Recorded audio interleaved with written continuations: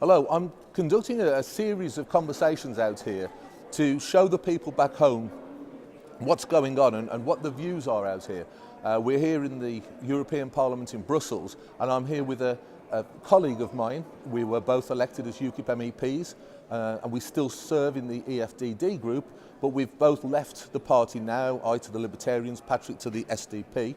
But we've been sparring partners over a few issues in the past, but there's some things that we absolutely agree on. And I think it's important that the people back home see that from different sides of the spectrum, really, we're pulling together now to really push for true independence and Brexit.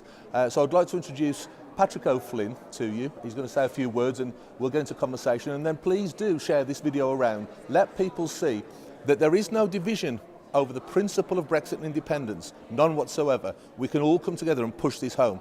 Patrick, anything? Good morning, Bill. Yeah, I'd just like to say that what's being planned by Theresa May at the moment is a fake Brexit. It's possibly even worse than the United Kingdom being inside the European Union, because she is exchanging 9% sovereignty, which is roughly our voting weight in the European Parliament and Council of Ministers, as a European Union member, for 0% sovereignty when we get stuck in this indefinite backstop. And she's calling that taking back control. Well, it's obviously not. The British people voted for a full restoration of sovereignty, not the abandonment of their residual sovereignty. So it's a disgrace what is happening. The people out in the country beyond London and the few university cities are fully behind a clean Brexit. I hope as many people as possible turn up next Tuesday in Parliament Square to make their views known. I'll certainly intend to be there myself.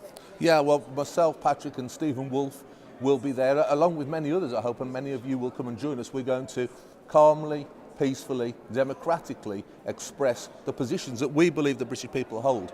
The referendum was leave or remain. It wasn't this series of confused different options that seem to have been put forward.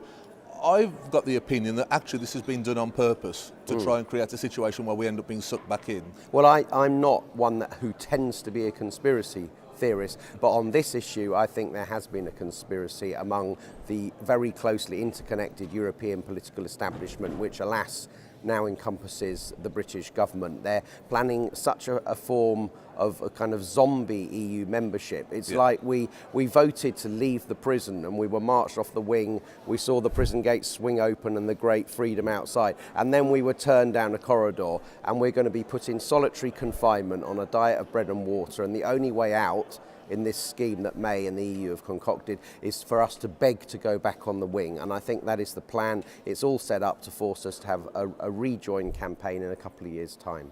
Yeah, so categorically and emphatically, both you and I are in agreement, this Theresa May plan that she's putting forward is not Brexit. It's not Brexit, and people must vote it down. And don't be intimidated by Theresa May saying, if you don't vote for this, you might not get Brexit, because this is every bit as bad as being an EU member, and in my view, objectively, it's actually worse. So we have to call the bluff. If the establishment is planning to cancel Brexit against our democracy, then let's force them to look us in the eye and tell us that that's what they're going to do, and let them then take the consequences as the British people reject the establishment political parties wholesale. Yeah, well, I mean, interestingly, they've said that there's a chance to revoke Article 50. It's recently come out. I mean, it starts to fall together, doesn't it? So, in absolute clarity, we can both unite in saying that this plan is the worst possible scenario, and that we must all unite around the fact of clean independence, breaking free from the whole thing. Absolutely. The so-called no deal, the World Trade Organization option,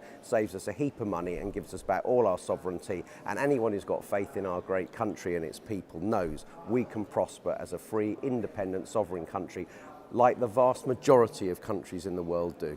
Yeah, well, there you are. The message is loud and clear from people from different sides of the spectrum, but still believing in our country. And we hope to see as many of you down there with us. And let's make our voices heard, and let's make it clear to them we're not going to go away, we're not going to accept any form of betrayal. We hope to see you all there. Please see you on Tuesday. Cheers. Bye.